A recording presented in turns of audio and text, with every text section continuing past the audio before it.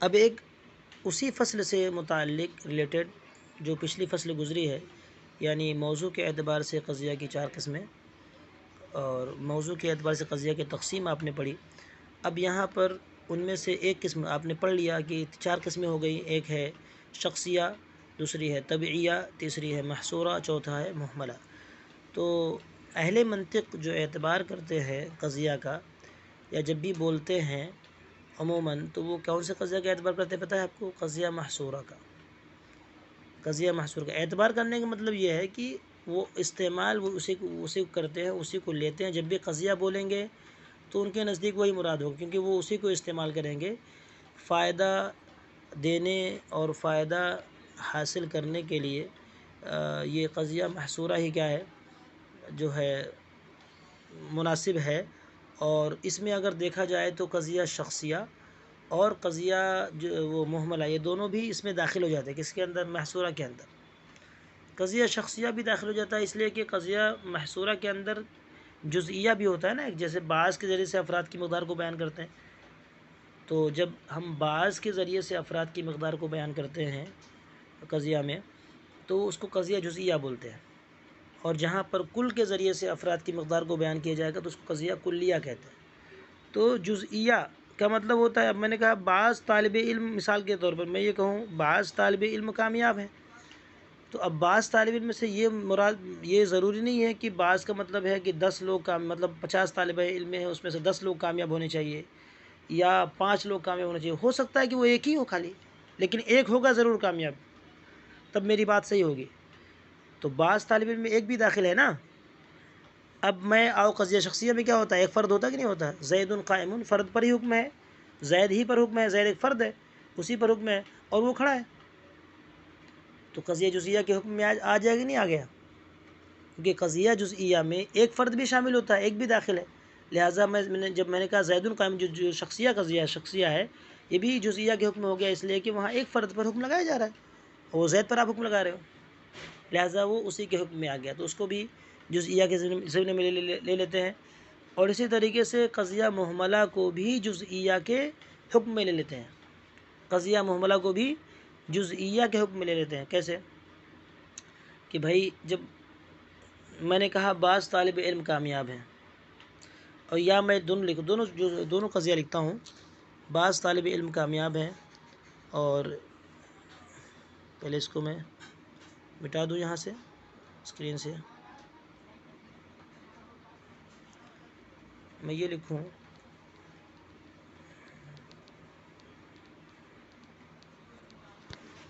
کہ بعض طالب علم، بعض الطلاب ناجحون، یا میں یہ لکھوں الطلاب ناجحون۔ ہاں،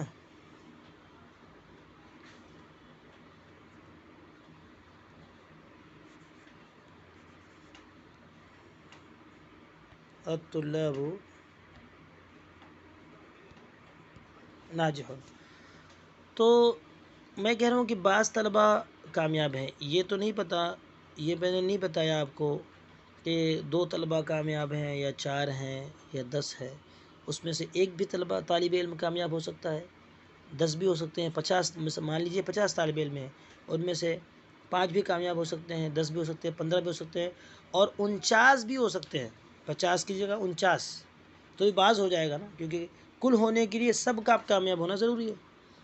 تو اگر سب کامیاب ہوں گے تو میں 50 کے 50 تو میں کہوں گا کل الطلاب ناجحون، لیکن اگر 49 بھی ہے تو میں کہوں گا کل الطلاب، بعض الطلاب، 48 بھی ہے تو بھی میں کہوں گا بعض الطلاب، 10 بھی ہے تو بھی میں کہوں گا بعض الطلاب، ایک بھی طالب علم کا تو بھی میں کہوں گا بعض الطلاب۔ تو ایک سے لے کر کے جتنے بھی وہاں افراد ہوں جس کی آپ بات کر رہے ہوں، کل ایک سے لے کر کے شروع ہو جائے گا بعض، اور کہاں تک آئے گا؟ جہاں تک ایک فرد لاسٹ میں بچے گا، کیونکہ اگر وہ فرد بھی شامل ہو جائے گا تو پھر کل ہو جائے گا، تو اس کو ہٹا دینا ہے، بس سب بعض میں داخل ہو جاتا ہے۔ اور میں نے یہاں پر کہا طلبہ کیا ہے؟ کامیاب ہیں۔ میں نے یہ نہیں کہا کہ تمام طلبہ کامیاب ہیں، بعض طلبہ کامیاب ہیں۔ اب ظاہر سی بات ہے تمام طلبہ بھی یہاں کامیاب ہو سکتے ہیں، میں نے کہا طلبہ کامیاب ہیں پورے کے پورے 50 ہو، اور یہ بھی ہو سکتا ہے کہ 50 نہ ہوں، 49 ہوں، اور 40 ہوں، 30 ہوں، یا ایک ہو، یہ بھی ہو سکتا ہے.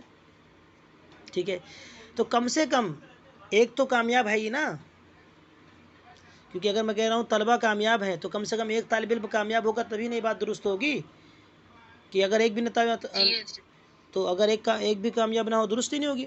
تو اگر ایک بھی طالب علم کامیاب ہو گیا تو کیا ہو گیا، قضیہ جزئیہ ہوا کہ نہیں ہوا. یعنی اگر کلیہ، احتمال ہے کہ کلیہ بھی ہو جائے، مطلب تمام کے تمام کامیاب ہو جائیں، لیکن کم سے کم اس کا درجہ تو یہ ہے کہ ایک طالب علم تو کامیاب ہوگا تبھی نہ یہ قضیہ درست ہوا. تو جب ایک ہوا تو اس کا مطلب قضیہ جزئیہ تو ہے ہی. اب کلیہ ہے نہیں، اس میں احتمال ہے، تو جو یقینی ہے اسی یقین کی منزل لے لیا اس کو، اور قضیہ محملہ کو بھی کس کی منزل لے لیتے ہیں، قضیہ جزئیہ کی منزل، یا جزئیہ محصورہ کی منزل میں لے لیتے ہیں. اسی کے ساتھ اسی کیٹیگری میں اس کو شامل کر لیتے ہیں، محصورہ جزئیہ کے کیٹیگری میں کس کو، محملہ کو.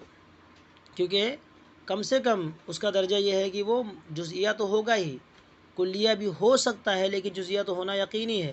تو جو یقینی ہے اس یقین پر ہی اعتماد کرتے ہوئے اس کو محصورہ جزئیہ کے کیٹیگری میں شامل کر لیا جاتا ہے. لہٰذا یہ بھی کیا ہو گیا، محصورات میں سے آ گیا. محملہ بھی کہاں آ گیا، داخل ہو گیا، محصورہ میں داخل ہو گیا. اب کیا بچا، صرف طبیعہ بچا، جزئیہ بھی محصورہ میں داخل اور محملہ محصورہ میں داخل ہو گیا. کیا بچا، صرف 4 قسموں میں سے صرف طبیعیہ بچا. اور طبعیت پر کبھی کبھار حکم لگایا جاتا ہے نا، اور اس کا کوئی خاص لحاظ بھی نہیں رہتا، کبھی کبھار حکم لگتا ہے، لہٰذا اس کا اعتبار نہیں ہے. اور صرف منطق جو ہے مناطقہ کس کا اعتبار کرتے ہیں، محصورات کا اعتبار کرتے ہیں. اور محصورات میں یہ دونوں بھی شامل ہو جاتے ہیں. طبعیہ وہ نکل گیا، اس کو نکل جانے دو، اس سے ان کی غرض ہی متعلق نہیں ہے، اس لیے کہ وہ کبھی کبھار کبھی ضرورت پڑتی ہے تو اس کو استعمال کرتے ہیں، ٹھیک ہے، وہ ضرورت لے. شاذ و نادر اس کا استعمال، لہٰذا اس کا اعتبار ہی نہیں کیا. شاذ و نادر کا جو کثرت ہے، جس کا استعمال ہے، جس سے تعلیم اور تعلم، جس سے افادہ اور استفادہ متعلق ہے براہ راست، اسی کا اعتبار کیا. بات سمجھ میں آ گئی سب. تو یہ فصل جو آپ پڑھ رہے ہیں ابھی، اس میں اسی چیز کا بیان ہے. کا فصل المحصورات اربعون، یہ فصل ہے کہ محصورات کتنے ہیں، 4 ہیں. احداہا الموجبۃ الکلیہ، ان میں سے ایک موجبہ کلیہ. ہاں، محصورات کتنے ہو گئے، 4 ہو گئے. کل کے ذریعے سے بیان کی جائے گا اس کو کلیہ کہیں گے. باعث کے ذریعے سے جب افراد کی مقدار بیان ہوگی تو اس کو جزئیہ کہیں گے. 2 ہو گئے. اس کے بعد پھر ہر قضیہ آپ کو پتہ ہی ہے کہ وہ موجبہ بھی ہوتا ہے، سالبہ بھی ہوتا ہے، یا تو مثبت ہوگا یا منفی ہوگا. تو جو موجبہ کلیہ ہے، جو کلیہ ہے وہ موجبہ ہوگا، تو جو کلیہ ہے، قضیہ کلیہ ہے، تو وہ موجبہ ہوگا، مثبت ہوگا تو اس کو بولیں گے موجبہ کلیہ، اور اگر وہ منفی ہوگا تو اس کو بولیں گے سالبہ کلیہ. اسی طریقے سے جو قضیہ جزئیہ ہے وہ یا تو مثبت ہوگا یا منفی ہوگا. تو اگر وہ مثبت ہے موجبہ تو اس کو بولیں گے موجبہ جزئیہ، اور اگر وہ منفی ہے تو اس کو بولیں گے سالبہ جزئیہ.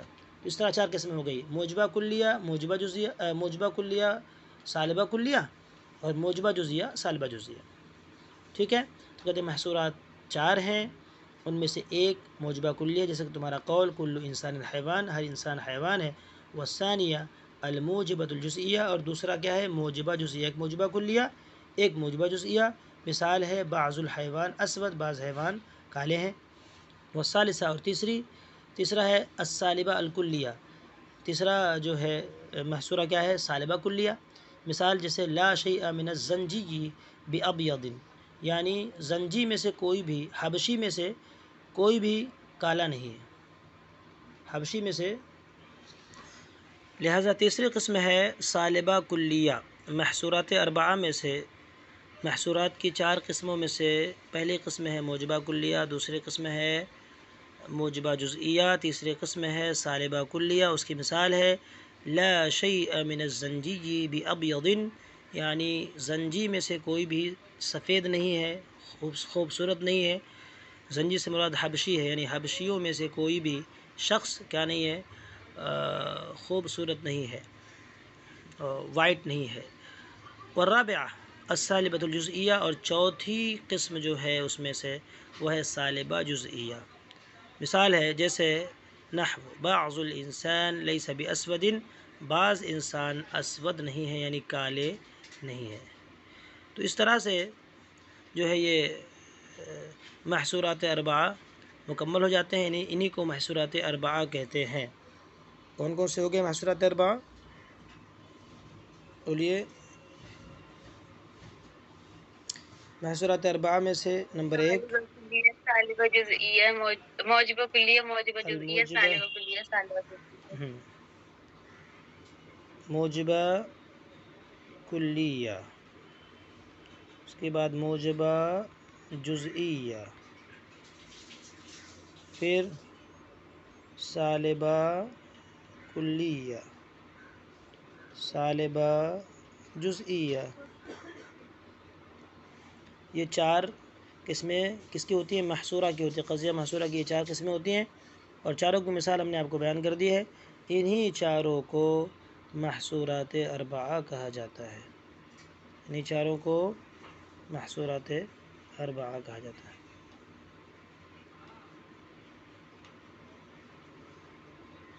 ٹھیک ہے۔